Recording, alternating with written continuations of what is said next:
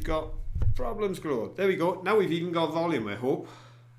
How's that? Do we have volume? As you can see, I am running the show on my own tonight. Please let me know if we're okay. Can see you, Phil. Yep.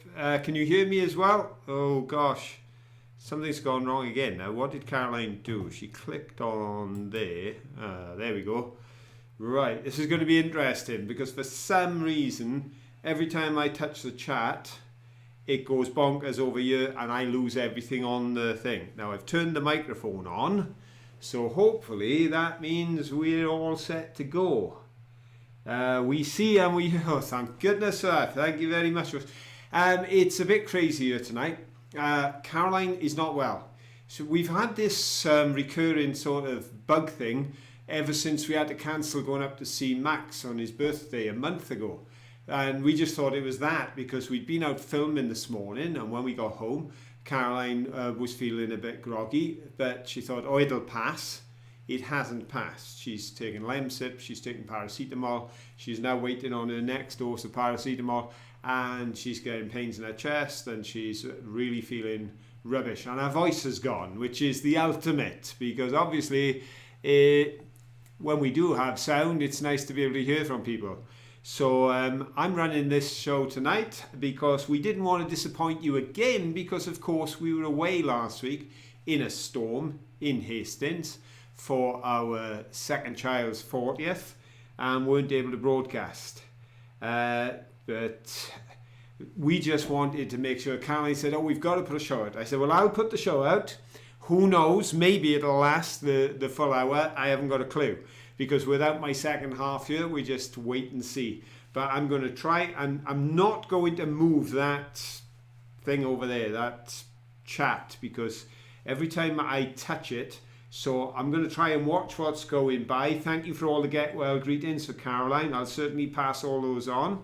And thank you for all your comments on the video as well. I will get to answer those. I've had a quick skim through and read through them, but I'd rather take the time to answer them than just say thanks. So we'll be doing that. Rachel, still stuck at home with COVID. It's been a week now. Well, our thoughts go out to you, Rachel, and hope that you're better soon. But it's great you're able to join us in the chat tonight. So hopefully I'll stay well. I'm a little bit under the weather, but I'm putting it down to this reoccurring cold, because got a lot on and a busy day tomorrow and lots of things happening early next week with work, so I have to stay on my feet somehow. But Caroline's been bouncing through it all, but this has really knocked her for six. But it's great to see you all in, and if I look over to mine, then I can see there are 36 of you in at the moment, so I'm so glad I was able to turn up. And whilst there's I'm sure a disappointment that Caroline's not here, at least we can have the show. We'll have a bit of a quiz, and I'll share a bit of happy news and have a little chat about what's going on in the chat. Of course, due to the fact that we did the compilation this week, then it was less food centered, but that certainly wasn't the case with all the wonderful pictures that Beata has sent into the Facebook group. If you're not in the Facebook group, I'm sure you all are, but if you're not, or if you want to invite anyone else in, then please feel free. There's 96 of us now in the group, and Beata's been sharing some fantastic pictures, many of them of incredible scenery, amazing views, and some awesome architecture and buildings, but also there was some pumpkin soup in there and a visit to a coffee shop, which included cake. So we've kept the food theme going, even though we weren't able to maintain it in the video itself. But of course, the one thing we did have in the video this week, which many of you seem to have appreciated, was the return to the shed. As I went to the shed to introduce the various bits and pieces.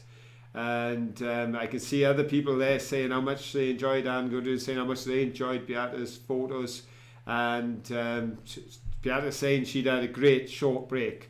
Well, I've got to say to you, Beata, you do pack a lot into your breaks, in fairness. When you were in Wales, it was amazing how much you did. I know you left things to do on your next return, but you certainly filled your time here doing so many things. And the photographs certainly show that you had a wonderful time on your break and certainly took in a lot of areas.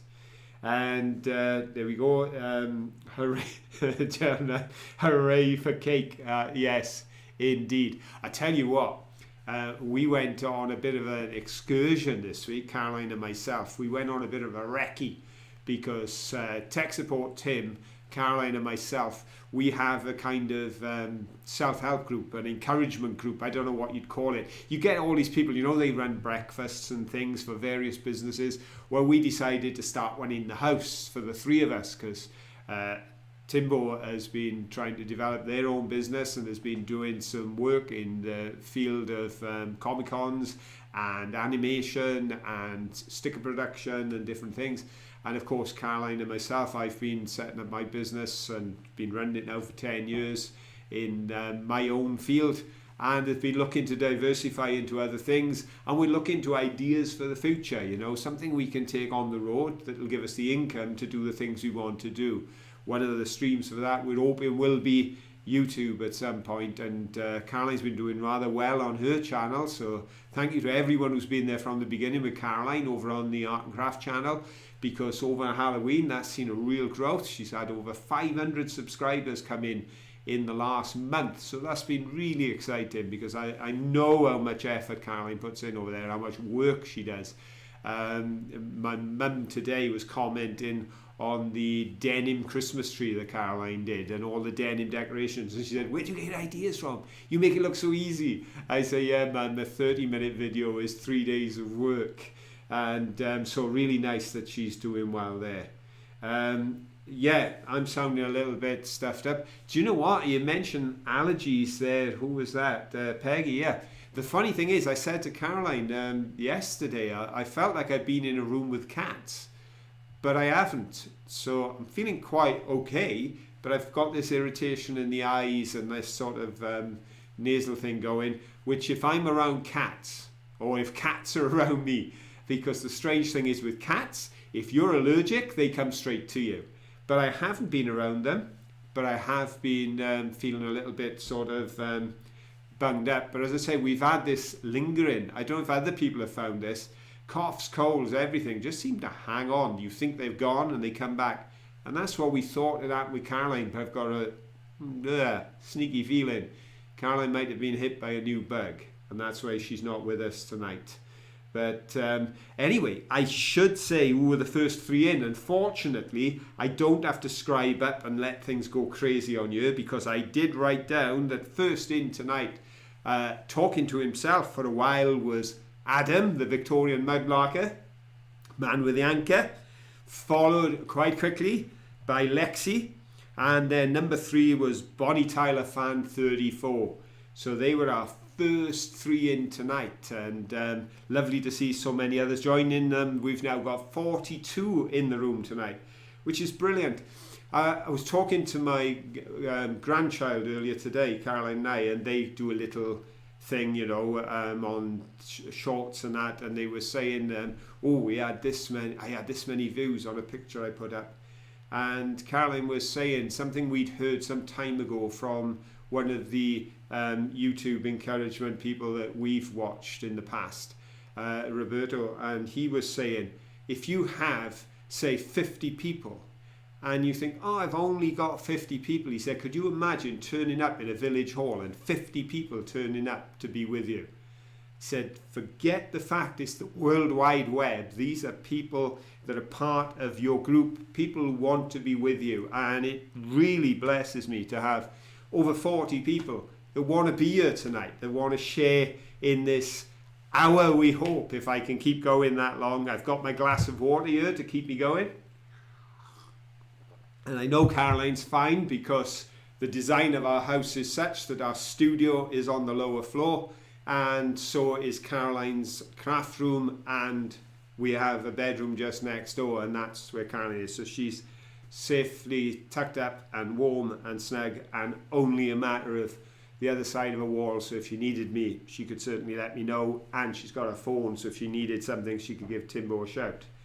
But as I say, these bugs, they're all around, and I think we've got somebody who's down with COVID at the moment, but we got so COVID conscious for 2 years, but now of course life's gone back to relatively normal, and there's 101 bugs out there who are ready to have a go, and they certainly are having a go and knocking us out.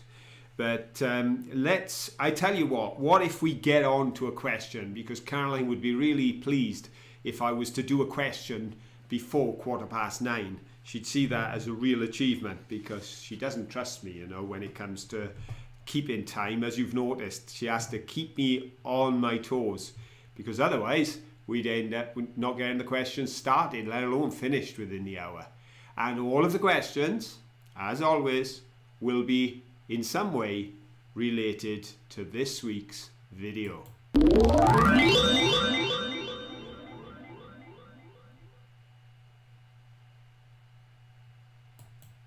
There we go. I managed to think that was the question. Yes, I can look over there. I've got both laptops. I've got to work on Caroline's, because she's got all of the studio business that we need to make this live broadcast feasible. But I've got my laptop over here, which, as long as the power doesn't run out on it because it can't reach the lead, then I can see how many people are in, I can see what's happening, and I can also, so as I looked over, it runs a few seconds behind, so I could see I did put the right logo up. So let's get the first question. Now, that first visit, and I know that was a favourite for some out there, because I saw in the comments that the first building was a favourite for some, and it is quite a favourite with us. It was quite astounding to go there and walk through a genuine ruin, and to be able to walk through it, because it was not fenced in on one side, and the whole system of access is very different in different parts of the country. So we were able to take a stroll amongst the ruins there. Probably wasn't the wisest thing to venture into certain areas, because they looked rather unsafe, but I did give them a very good looking over, and I kind of checked things out, because I don't want to have an incident or an accident, obviously. But that priory, and that's what it's called, Crawford Priory, even though it is a residence for a person and then a family, as opposed to a religious institution or monastery or such like. But the lady that built it and lived there was a very, very religious lady, and it's known as the Priory. But my question is related to the word priory, because a priory is a monastery of men or women under religious vows that is headed up by a prior or a prioress. So they take their title from the title of the person that oversees the work. Now, these came into being because as abbeys grew and sort of subgroups started to come under the abbey, that is when the priories first began. And they first came into existence in which country? That's the question. Which country was the first to introduce the concept of priories that were under the control of the abbey? Was it A, Italy? Was it B, France? Or was it C? Hang on. Or was it C, England? Now you're going to have to rely on the word. I can't do go because I can't seem to get it to print. So I'm stuck. So I'm just going to have to let you run and see where we end up here. So let's have a look. Yeah, nah, that's not good. Right, I can't get this chat to work at all. Let's have a look. Let's see what I can do here. Nah, let's have a look. Go away. Let's get that back up.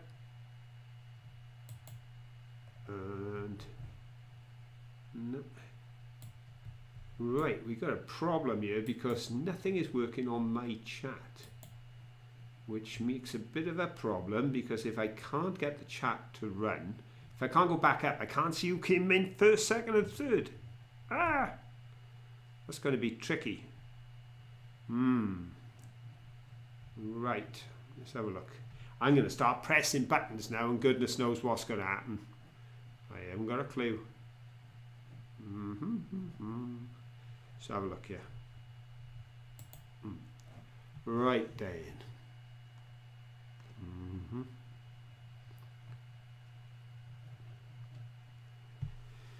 Oh dear me, I am stuck. If I click on the chat, then I lose the picture. If I bring the picture back up, I can't click on the chat. And my little slidey bar on the side of the chat is not working, which isn't good. So I have to try it and make it work. Dado. Can't. How do I get a pop-out chat or something to work on this? Caroline does pop-out chat. I don't know how you do that because none of the buttons are working on this. Right, that's not good.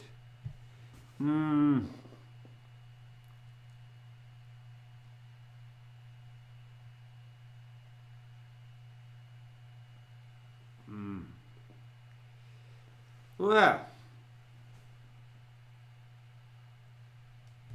that is tricky because I can give you the answer, but I can't get back up the chat to know who gave the correct answer first, which means on the next question I'm going to have to watch the answers as they came in after I say the word go and look for the first three and see if I can write them down very quickly, because this is not working very well at all. It's going all to pot here tonight, and of course I have no technical assistance because Caroline knows what she's doing with this and she had it all set up and it was all supposedly going to work. Right. Well, here we go. I can tell you the answer and then you're going to have to know whether you got it right and in what order you were right, because it was actually in France. That's the first country where an abbey created priories as part of the establishment. But as I say, I can't go. So everybody who got B, give yourselves a pat on the back because you did very well. There we go. B, France. Yep, although we were up in Scotland and although there are now priories all across Europe, it was France that started it going. I think the idea was that when the abbey got so large and smaller groups need to be set up, rather than establish them under the control of somebody more senior, they could put a prior or prioress in there and make smaller groups under the protection of the abbey. That's where it all came from, and that's how it happened. Yeah, do you hear Caroline rolling her eyes in the next room? Most definitely. There we go. First, here we go. First, Lexi. Second, Rufus. Third, Bonnie Tyler. Thank you so much, Adam. You are a gentleman and a scholar.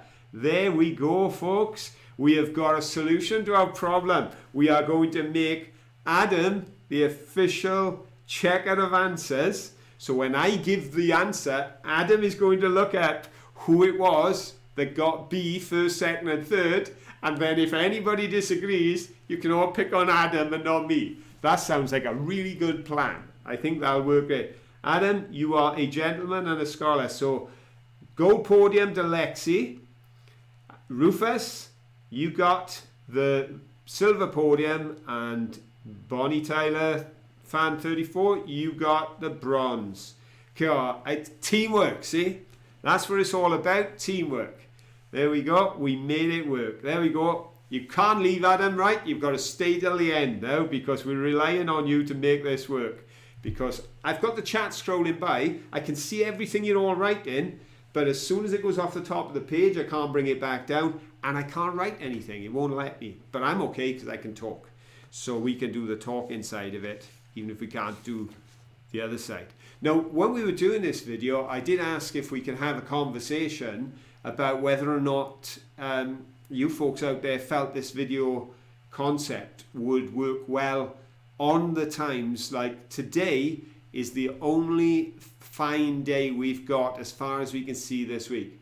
It's going to be 70% rain tomorrow, and there's rain virtually all week. So Caroline and I got up this morning and we went out and we traveled to a particular place and we made a video for this Friday. So this Friday's is in the bag. We got a video, no problem. But obviously there's going to be times when perhaps the weather will...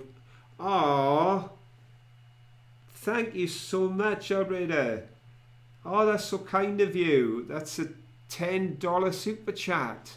Oh, thank you, thank you, thank you. That is so generous and so kind. Really grateful for that. Oh, thank you so much. As I say, I'm just so touched that people turn up. I'm so touched that people make comments. It's lovely that Adam just saved my bacon, and then somebody comes along, Albreda comes along and gives us a donation of $10. You know, you are such super people, and really, really grateful for that. Sometimes thank you just doesn't seem enough, but it's the only word we've got in our language that conveys what we feel. So our thanks for that, truly. There we go. That's brilliant. But as I say, we were projecting ourselves forward to the possibilities of in the winter needing to sort of make something happen on a week such as last week. Last week we had it all planned out. We had a two-stage visit to do while we were up in Hastings. We were there for a short break just to help out, look after Max, so that Nathan could go celebrate his 40th birthday by having a meal out with his wife. So that was all covered, but then we arrived while they were out, so we knew we had the time slot to try and make a video. We had done our research, we had chose the places, we only had an hour or two to do it, but that was fine. And then we landed there in the middle of a storm. So the whole plan went out the window. So even though we'd planned it, what we can't plan is the weather. So we asked for that conversation, and so many of you, as the comments are coming in now as well, and so many of the comments that I flipped through on the video itself seem to be very favourable to the idea. We won't just stick out an old video. That's not the thinking. It's to try and put the intros in and the conversation, and to try and link 2 or 3 things together that have a bit of a flow. So that by mixing it up in that way, and of course, somebody picked up in one of the comments when we were running the premiere, right at the end as we were all saying goodbye, I forget who it was, said, made a comment about additional editing. And Caroline is constantly looking for new ideas and new ways, and therefore she will edit into the videos those little bits, change some of the music and things like that. So I'm glad that so many people have been enjoying them anyway. Because Glenda, compilations, older videos, visiting cafes, cooking, we literally don't care. There we go, that's fantastic. And as Linda said, they didn't remember some of those videos. Of course, all 3 of those videos were 2019. And they were all prior to Mankey becoming part of the team. So Mankey's appearances in this particular video were only during shed time. So I hope you were counting. But they were only during shed time because Mankey wasn't part of the team, because actually we visited that mill, and it was while walking back from that visit to the mill that we found Mankey trodden into the ground on a path behind a local municipal dump as we climbed up to the road where our car was parked. That was the very day. That trip to the mill was the very day we found Mankey. And of course, he had to undergo quite a bit of rehabilitation before he was in any fit state to appear on camera.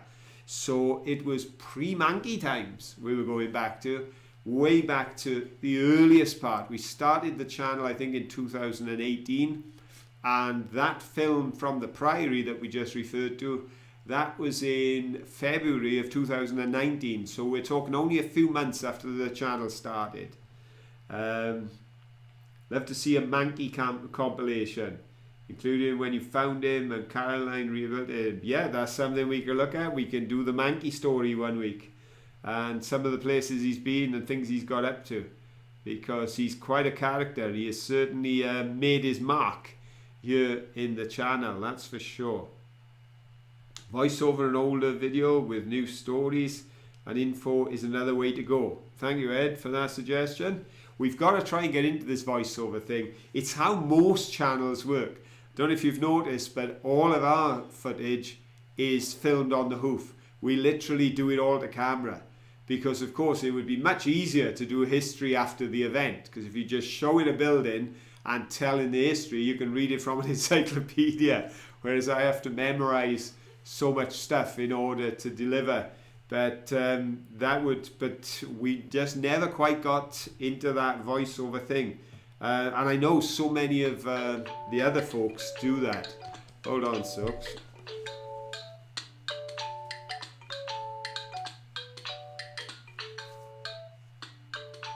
I'll be back now. Hi, Joe. I'm on a live show. Hello. We're going to say hello to everybody. There. Our Joe says hello to you all. This is my baby, my youngest. Shall I give you a call back when I come off the air, love? Yes, probably for the best. That's all right. Mum's off ill. You're ringing me in the middle of the show. This is going totally to plan. Okay, I'll chat to you in half hour, babe. All right. No problem. Ta-ra, love. Ta-ra. Ta-ra, everybody. There we go. That's a first time I've forgotten to leave my phone in the other room, and I end up with a call. There we go. That was our Joe ringing me up. I'll find out why in half an hour. Obviously it wasn't a tremendous emergency, otherwise they'd have said so straight away. So there we go. See, it's all happening tonight for sure. But as I say, we are thinking of getting more into the voiceovers, because that would be helpful and useful for doing videos as well. Because sometimes we can get out and make the videos, but of course the sound is the problem, because when the wind is blowing, it can get a bit tricky to get the volumes right and everything. So that's something else we'll be looking into. There we go. Ribble Finds and Crafts saying, I do all my videos on the hoof, no voiceovers, as don't know how to do them. Yeah, Caroline's learning, because we've got some system on there which you can add a track, because what I've always thought to do was a bit like we film with our camera, then I could play the film back, actually talk to the camera, just holding it like this as I'm watching it, and then take the voice track off and replace the voice track on there. That's how I assume it's done, but perhaps I'm being a bit simplistic. But I do voiceovers, find it easier, although yeah, that's the other side of it. Of course, actually, we find between Caroline's channel and Let's Go, between going out every week and making a video, Caroline doing her videos, the amount of editing in Caroline's videos is phenomenal. She was, one day last week, she was from straight after breakfast until 3:15 in the afternoon, just taking a bit of time out for lunch, editing the one video to go out for the craft channel, because there's so much to do in that. So as you say, as soon as you introduce a voiceover, it does extend the edit time, and with everything else going on, it gets quite fun. I love how unflappable you are, Phil. I tell you, some of the situations I have been in, and you just take it in your stride. Perhaps it's raising 4 kids, I don't know. Perhaps it's working underground and almost being killed on 3 occasions, I don't know. But it certainly is a case of, well, if you can't change it, just go with it. Just go with it. Because, particularly in the job I do, because sometimes things go wrong. Because of course, even in my job as a celebrant at the crematorium. I rely on technology, and technology is not always your friend. It's a wonderful thing until it goes wrong. So you just have to keep going. You just have to keep going. It's one of those things in life. I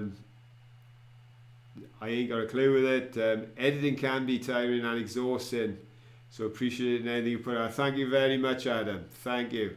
And I know that Tom, because of course Tom is in the opposite situation to us. We have to make a film every week because we don't have any films. And it's so funny. We love it when Tom puts a film out of us being with him, because we haven't been there for a year. And he puts out a film and he's got like 3 in hand of us.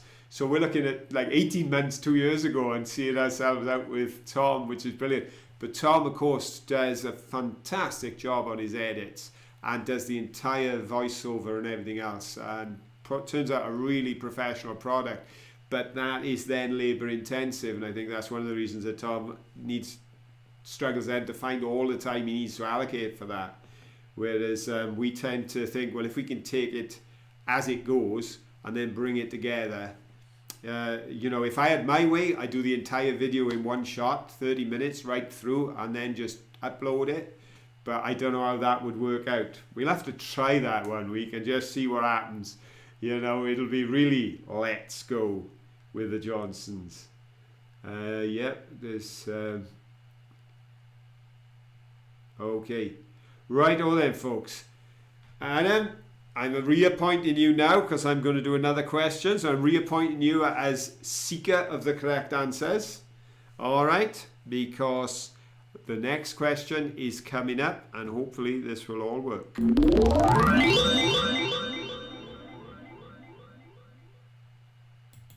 There we go. At least we got that bit working.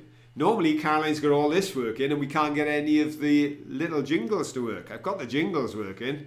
I just haven't got any control over there. Now listen now, folks, you've got to wait until I say go. All right? As soon as I say go, you can put it up. So, question number 2 is with regards to the mill. The mill was one of the first to switch from just water power to steam power, which, as I said in the video, was a big technological shift of its day.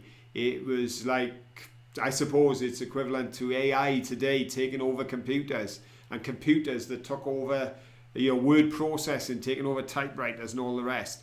And they were at the cutting edge. But while England and the United Kingdom were at the forefront of steam power, beginning with Thomas Savery's steam pump in 1698, followed by Thomas Newcomen's first real steam engine in 1711, the idea had been around for some time, because a basic steam turbine was described, not built, but described by a philosopher and engineer in Egypt in which of these years? Okay, so the first steam pump was built in 1711. Do you think this Egyptian philosopher actually described a steam turbine in A, 1551, B, 1601, or C, 1651? Go!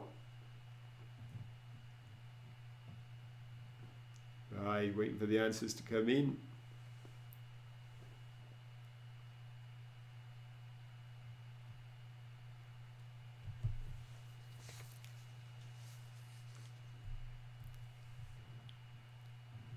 Oh, lots and lots of answers coming in.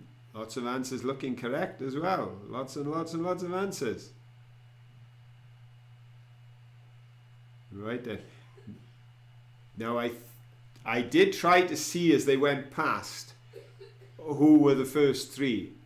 Problem was, I saw them, noted them in my head, and I've forgotten already, because that's how good my memory is. So we're going to have to rely on Adam to tell us who was first, second and third, because I've got more answers on the answers have gone right up off the page. So the first 3, I know there were 3 correct answers above the list that I'm looking at. Yes, Ed, you're right. The majority are going for A, which means the majority are right.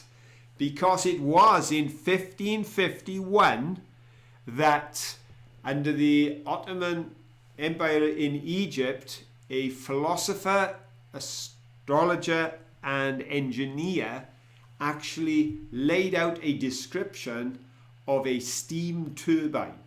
So we're talking 160 years before the first steam pump was created. The concept was explained 160 years earlier. It was getting from the theory to the practical. It was being able to have the means to make it because people were thinking about it long before. I suppose a bit like Michelangelo, you know, because he came up with some interesting designs and ideas which were not made for many centuries afterwards, because the concept, the mind could create it in the thinking, but then you needed the practical ability and the materials to make it a reality. Okay, according to Adam, before this goes off the page, it's Michelin has come in first at gold. Second, Adam, and third, Bonnie Tyler fan again. So according to Adam's count on his screen, we've got first Michelin, second Adam himself, third Bonnie Tyler fan. There we go. Okay, so there we go, folks. As I say, just a bit of fun, and the good news is the vast majority of people, because we have had times when we've had to look for 3 people that got the answer right. Well, not on that occasion. You all were brave enough to leap for the oldest date, 1551. Absolutely amazing that people were coming up with the idea of steam turbines that far back. The concept was there. And that's very often true in life, isn't it? Even in our own lives as individuals. We have ideas, and sometimes it can take a long time for that idea to work out in our life, in our situation. But don't knock it. Don't criticize yourself. Don't be hard on yourself, because that's the way it works. Ultimately, the mind has to perceive it before it can become a reality. And there are those times when there is a time lag between the thinking and the action, between the dream and the reality. But that's absolutely the way of the world, because here we've got a guy with the idea of a steam turbine 160 years before anybody created a practical machine that used one. So if you've got a dream, if you've got ideas, if you've got thoughts and ambitions and they haven't realized yet, don't knock it. Hold on to your thoughts. Keep those dreams alive, because the time it takes is the time it takes. And no matter how long that time is, it's better to live with a dream than not to have one. Here we go. Oh, hang on. I blame the crack on my laptop. Adam's made a correction.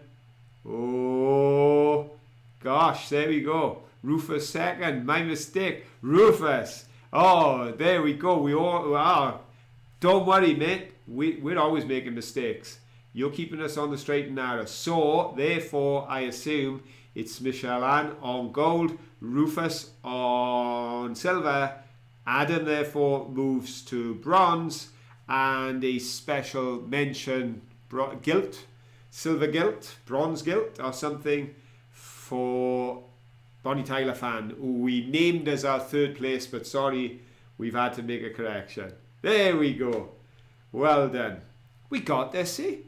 I tell you what, I hope Caroline doesn't see the rerun of this. She'll say, what a shambles. What a shambles. Anyway, I think perhaps we should have a bit of happy news. Let's see if I can get that one.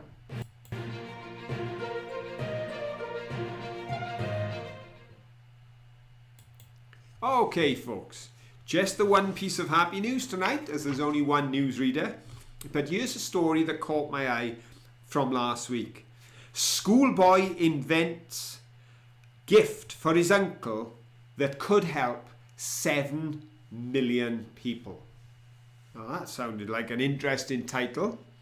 A schoolboy in India has invented a mechanical spoon that automatically stabilizes itself to help his uncle eat, though his hand tremors due to Parkinson's. It was the sight of the 70-year-old retired government employee trying to eat but splattering his food all over himself, and a 10-year fascination with mechanics that started when his mother bought him a Lego set that saw Arav Anil build the device with motors, sensors, microelectronics and a 3D printer. It's not the first mechanically stabilized spoon on the market. They've been available for a few years. But this invention costs less than half of the others that are available. So by creating this particular spoon, it could make it possible for 7 million Indian Parkinson's patients to be able to afford the appliance that could make such a difference to their lives. He expects to publish results of a small trial in a medical journal next year before manufacturing them on a small scale initially for hospitals to use. He said he remembers fondly the words of his uncle on the occasion of his first test of the spoon. That such a small thing could mean the difference between dignity and indignity. And I thought that was a very touching story. I thought that was really nice. This young lad who 10 years ago his mum bought him a Lego kit that got him hooked on the idea of building, creating, inventing and all the rest. I've also read further in the article how he's represented India in schoolboy invention competitions on 20 occasions and has won prizes for the country and for his school. But to come up with such an idea and to simplify it to the point that it becomes affordable for people, which is so important. So I thought that was really nice. I thought in all the bad news and sad news that's going around, it's nice to have a story where this young lad sees his uncle and felt sorry for him, and the uncle's words that such a simple device can be the difference between dignity and indignity. And I thought, wow, that's definitely worth sharing with everyone tonight. So I hope that story kind of inspires you as well and encourages you, because so often we hear of people who have abilities, and quite understandably and justifiably they will use those abilities to create and to invent, and the motivation understandably is to create profit.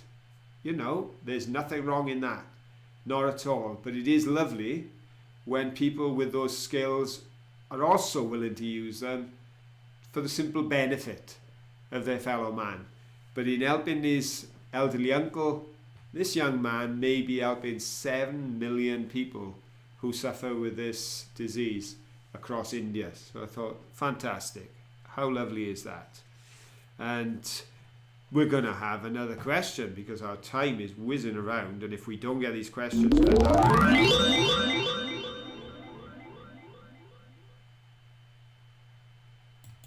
okay, now Anna, careful with that crack on the screen. See if we can, whatever you do, if Rufus is in the first three, make sure you spot him this time. Right, the boats. I don't know how many of you remember our visit to the boats when we actually went back in the summer of 2019. But it was a very special place, and it had a real sense of awe, especially those handmade dowels holding the timbers together. You can imagine somebody shaving those and press them into place over 100 years ago, and building something that served such a purpose in its day, perhaps 50, 60 years on the river working, and then being used in order to save that canal from just falling apart and washing into the Severn. But the use of concrete boats, whilst noted in both world wars, and Caroline made reference to the fact with the shortage of materials that they turned to making concrete boats at that time, the oldest concrete boat predates world wars. It was a dinghy, and it was displayed in the Paris World Fair. In which year? Was it in 1805, 1855, or 1905? Go. So the first concrete boat, who'd have thought it? Concrete floats. Yes, it does. The first concrete boat, we are looking for the date of the Paris World Fair in which the first concrete boat was on display. 1805, that's A, 1855 is B, 1905 is C. So all those dates predate the First World War, when 12, I believe, a fleet of 12 concrete boats were made, and in the Second World War they requested a fleet of 24 concrete boats.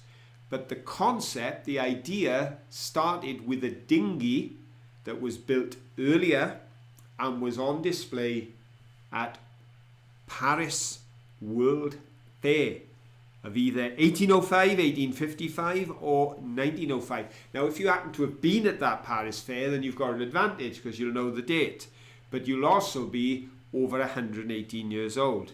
And that is if it happened to be the final date. So what have we got down? Well, we seem to have a variety, because on my screen I can see A's, B's and C's. So now we're going to have to rely on Adam with his cracked screen to tell us who were the first three people, Adam, to come up with B, 1855. There we go, because B is the correct answer. There we are. And they said, I've sailed on a concrete yacht. There we go. Well, we've walked on a concrete boat that's been beached, but we've never sailed in one. Hello, Ian, in Australia. Great to see you, mate. Now then, waiting for Adam to come through now to tell us who were the first three with a B for 1855. The gentleman lived in southern France. He actually made the first prototype and put it on water, and it floated in 1848. And in 1855 he had a fully working model which he displayed to everyone's amazement at the 1855 World Fair in Paris. Now, Adam says, first podium place, gold, for Jason. Second, Rachel Bailey. Third, Glenda Weiss. So there we go. Jason, Rachel and Glenda, well done, because unless Adam changes his mind, and he does that from time to time, you've got gold, silver and bronze. Well done to anyone who got that right, because I think the correct answers were fewer on this occasion than on the previous one. There we go. Of course, going back to the Facebook group, as well as Beata, we've had news stories on there. One of the news stories, Mankey has been following very closely, and Peggy Craft put up the images of the pandas leaving from Washington DC, from the National Zoo, as China has not renewed the contract for them to remain on loan. So I understand there was a great deal of sadness in that part of the world at seeing them go, because they become very much part of the scenery there at the zoo and part of what people love to see. So, but Mankey has been watching that closely, because of course he's got a vested interest and he wants to know that all of his relatives around the world are safe and happy. Also, as well as pandas, other animals that have been on show has been on the duck feeding cam from Steve, who I think almost lost a finger this time with one cheeky duck that was very anxious to get stuck in, and I thought was going to take his finger off. And then, as well as the animal side of things on the videos, Of course, we've also had a rather grand display of bricks, because Caroline received a message from Mary this week saying, I still blame Phil. And it seems that John had gone off to a brick swap with a chap that he's got to know, and I think he came home with about 20 bricks. But what a beautiful display of bricks he's put up. And if you like bricks like some of us do, and there's some cracking pictures and some lovely bricks over on there. But I have put an apology on the comments saying, sorry Mary, I understand you completely blame me for the fact you've been overtaken by all of those things. Right there. I think we should have another question because we've only got 6 minutes left. Right then, let's have a look. We're going to have another question. We're going to keep Adam on his toes. Nobody said he got it wrong.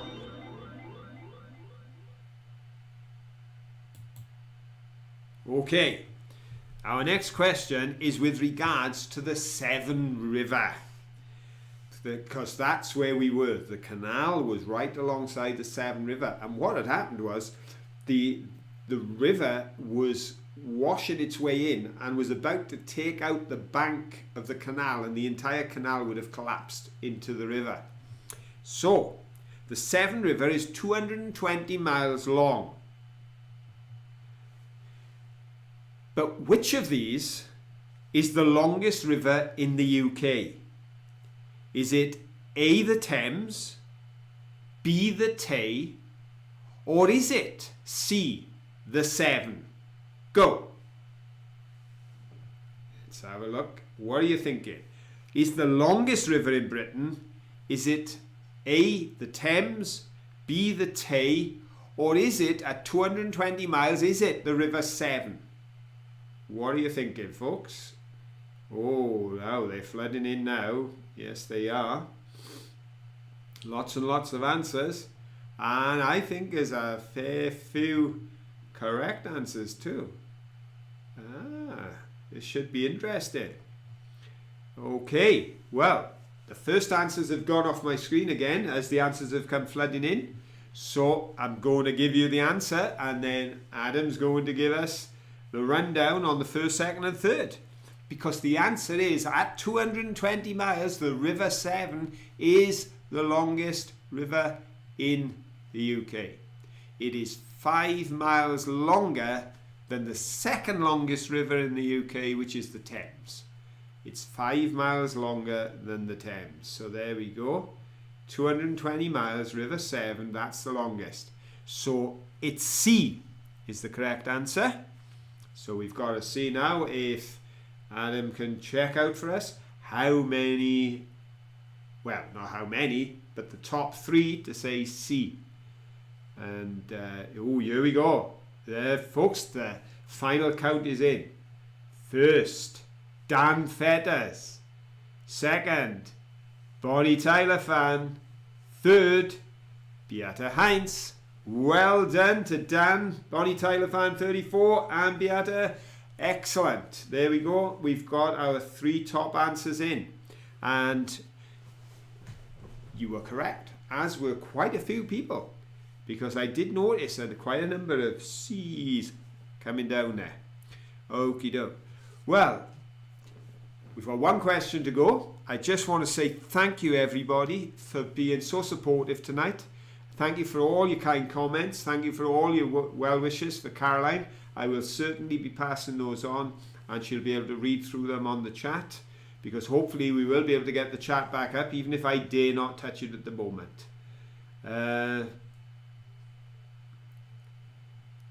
Somebody there, Aldreda, saying about how upset niece and daughters were that the pandas have gone back. Yeah, very, very sad, because people get attached to things.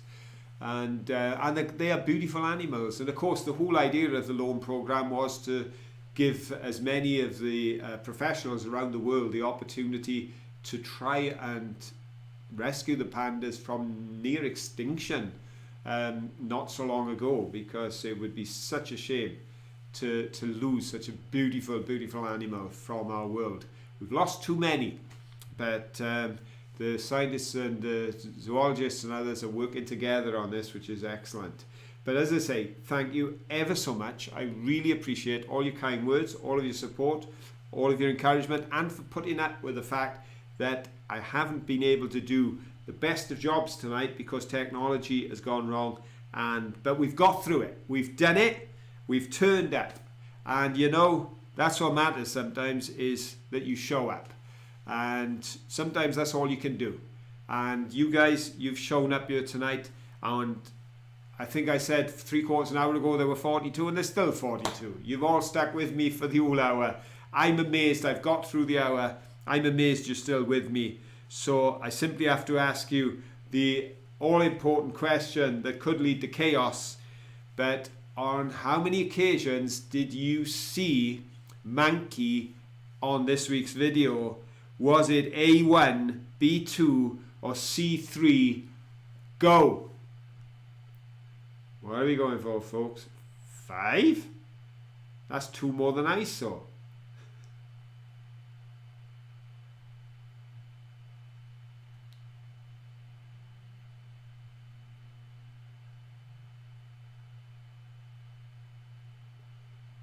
Right. Okay. Oh, look at this. Lots and lots of answers coming in all over the place. Okay. We've got a minute left, Adam. And the answer, as I'm always pleased when my tally agrees with Ribble Finds and Crafts, it was 3. It was 3.